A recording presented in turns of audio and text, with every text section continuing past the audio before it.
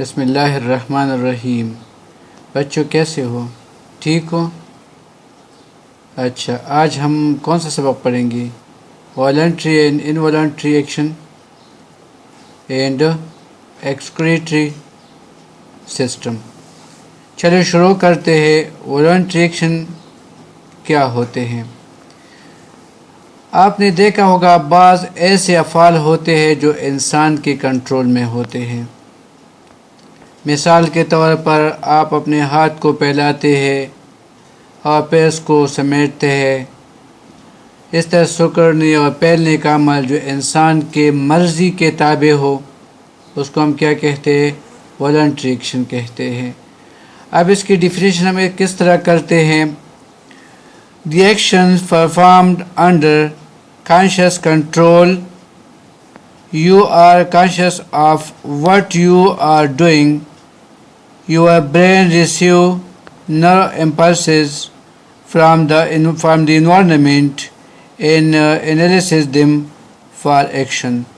اب دیکھیے یہاں اس میں آپ کو کیا سکھایا جاتا ہے، یعنی یہ ایسے عوامل ہوتے ہیں جو انسان کے مرضی کے مطابق ہوتے ہیں۔ مثال کے طور پر you pick up a glass of juice, جب تم جوس کا ایک گلاس اٹھاتے ہو تو یہ تمہارے مرضی کے مطابق ہوتا ہے۔ آپ یا you clip hands while watching cricket match, جب تم کرکٹ میچ دیکھتے ہو اور تالیاں بجاتے ہو تو یہ ایسے عوامل ہوتے ہیں جو آپ کے مرضی کے مطابق ہوتے ہیں۔ مطلب یہ ہے کہ آپ اس کو کنٹرول کر سکتے ہیں۔ تو ایسے عوامل جو آپ کے مرضی کے مطابق ہو اس کو ہم کیا کہتے ہیں؟ اس کو ہم والنٹری ایکشن کہتے ہیں۔ اس کے مقابلے میں آپ نے محسوس کیا ہوگا، اپنے دل کے دھڑکن کو دیکھیے، آپ اس کو کنٹرول نہیں کر سکتے۔ اسی طرح آپ کے انٹسٹائن کی جو مومنٹ ہوتی ہے، جو معدہ کی مومنٹ ہوتی ہے جس کو ہم پریسٹیلس کہتے ہیں، تو یہ اس قسم کے حرکت ہوتے ہیں جو انسان کے مرضی کے مطابق نہیں ہوتے۔ تو ہم کہتے ہیں the action which are not under the will of human being, جو انسان کے مرضی کے تابع نہیں ہوتے اس کو ہم کیا کہتے ہیں؟ ان کو ہم انوالنٹری ایکشن کہتے ہیں۔ آپ کے بک نے اس کی تعریف کس طرح کی ہے؟ The action perform unconsciously, you have no consciousness of what your organ are doing. These involuntary actions are regulated by your autonomic nervous system. اب اس کی مثال آپ دیکھیں، your heart beat جیسے میں نے آپ کو بتایا دل کی دھڑکن ہے، انٹسٹائن کی مومنٹ ہے یا بلنکنگ آف آئیز ہے، تو اس قسم کے حرکات جو انسان کے مرضی کے تابع نہیں ہوتے ان کو ہم انوالنٹری ایکشن کہتے ہیں۔ پھر آپ کی ایکسرسائز میں ایک سوال دیا گیا ہے، اس میں ہے skin is considered as excretory organ why, یعنی جلد کو ہم اخراج والا عضو تصور کرتے ہیں، کیوں؟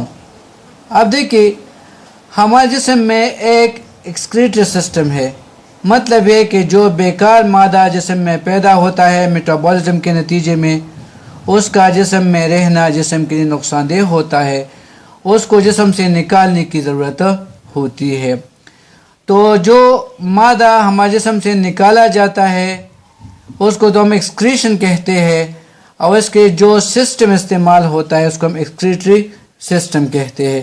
اب دیکھیے بک نے کیا لکھا ہے، cell produces nitrogenous material salt and carbon ڈائی آکسائڈ as byproduct of metabolic breakdown of sugar, fats and protein. If these toxic waste accumulate in the body, they may cause damage. It means they must be removed from the body. So, ہم کہہ سکتے ہیں the human excretory system which is applied, which is used for the removal of waste material mainly consists of kidney associated structure, that is two ureter, a urinary bladder and urethra. But remember, if we take the example of skin, تو skin میں ہم کیا کہتے ہیں؟ Skin is one of the excretory organ because skin helps in removing extra salt through sweet glands present in the skin. اس کا مطلب یہ ہوتا ہے ہمارے اسکن میں جو سویٹ گلینڈ ہے اس کو ریموو کرنے کے لیے، جو گلینڈ پریزنٹ ہوتے ہیں اس کو ریموو کرنے کے لیے ہمارا اسکن ایک اہم کردار ادا کرتا ہے. یعنی اس سویٹ گلینڈ کے ذریعے، اس پورس کے ذریعے جو ہمارے اسکن میں موجود ہے بیکار مادہ جسم سے نکلتا ہے. اس کا مطلب یہ ہے کہ اسکن بھی ایک امپورٹنٹ ایکسکریٹری آرگن ہے کیونکہ یہ جسم سے ویسٹ مٹیریل نکالتا ہے. تو میرے خیال میں آپ سمجھ چکے ہوں گے کہ اسکن کس طرح ایکسکریٹری آرگن کا ایک حصہ تصور کیا جاتا ہے.